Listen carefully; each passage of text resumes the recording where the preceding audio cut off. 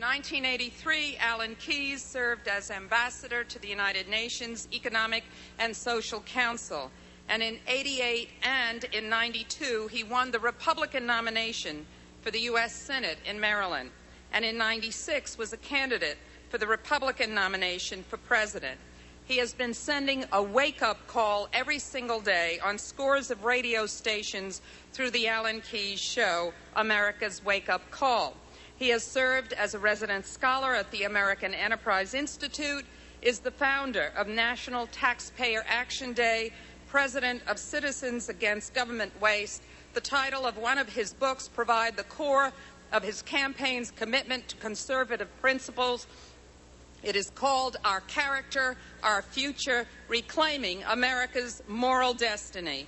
He lives in Maryland with his wife Jocelyn and their 3 children. Ladies and gentlemen, please join me in welcoming Alan Keyes.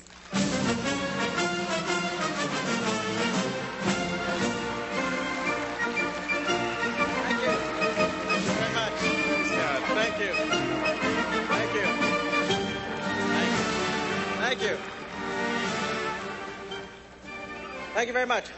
Pleasure to be with you this evening. I want to start with a little disclaimer because I know that there are rumors that often precede me to the podium that I am an orator of some kind and speak well. And actually, you know, I've discovered over the last little while that this sort of a reputation is a liability because it distracts people from the truth, particularly folks in the media who aren't all that interested in the truth anyway. And so I want to ask you to do me a favor this evening. I hope you'll excuse me because I've decided that, because people say it's passion and all of this. If you want to know the truth about the speeches that I give, it has nothing to do with passion or anything else.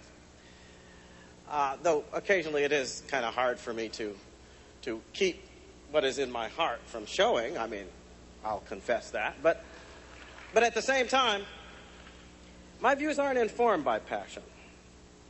They're actually informed by a simple and, I think, inescapable logic.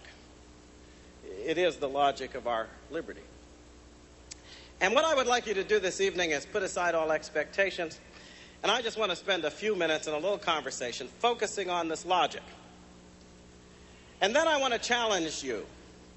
If you can find a way out of the logic that I present to you, then you go vote for somebody else. But if you can't, you better start asking yourself exactly what you're doing right now.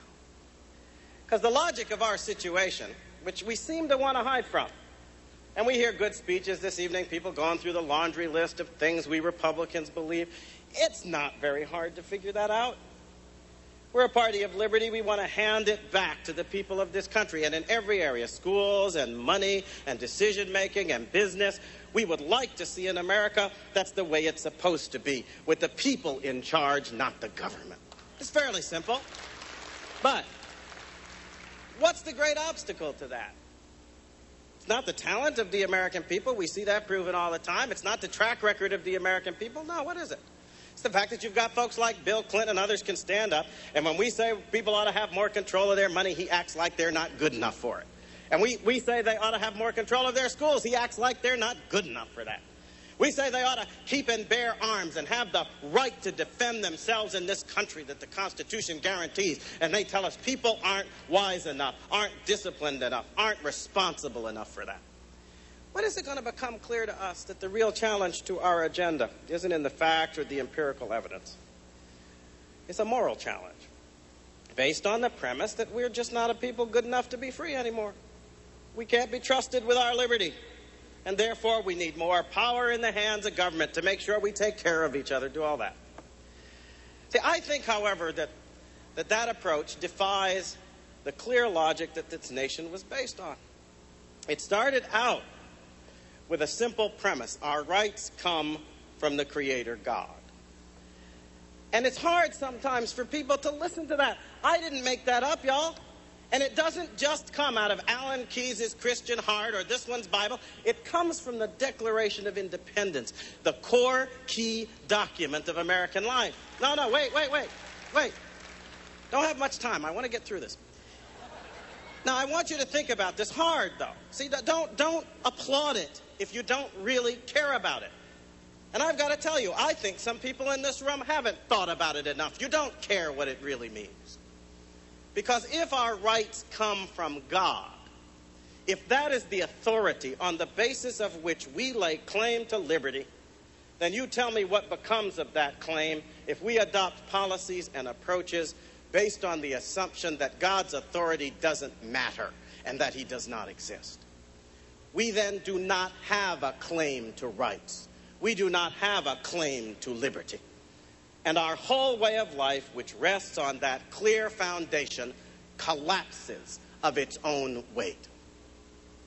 And that means that those of you sit in this audience and think, oh, well, there's that pro-abortion guy, a pro-life guy there. He's going to tell us how we should be against abortion, and that's his personal view. No, it's not. If that declaration is true, then the policy we now follow on abortion cannot be right. It must be wrong. If we receive our rights from God, then they cannot be a matter of human choice. Not the mother's choice, not the father's choice, not the judge's choice, no human choice at all. That's simple and clear. I can't escape it. See, this is my problem. There are folks in the media try to pretend I'm rigid and stuff. I'm not rigid at all. It's just that if you think something through with integrity and you reach a conclusion, you can't change that conclusion until somebody comes up with an argument that has greater integrity. There is no argument to refute what I just said. We are either for the great principles of the Declaration or we're not. And if we're for them, then the position we now take as a society because of Roe versus Wade on abortion cannot stand. It must be reversed. But that's not all.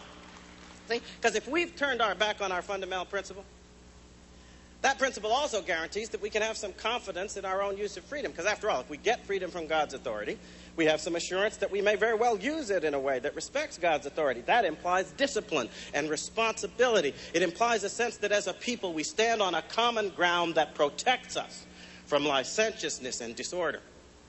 Once we've gone down this road that so many people seem to think we can go down with indifference, if that authority is no longer there, we no longer acknowledge it. What becomes of the basis for our confidence in the self-discipline of our people? It disappears. And that means we've got to be afraid of each other. We've got to be afraid that if there's not a strong hand of law, we won't take care of each other. So the government had better force our money from our pockets or people will starve in the street. We have got to be worried that if we don't have clear guarantees, we won't be treated fairly in the workplace or anywhere else. Because we can't trust to hearts that no longer have reverence for that authority from which their rights derive.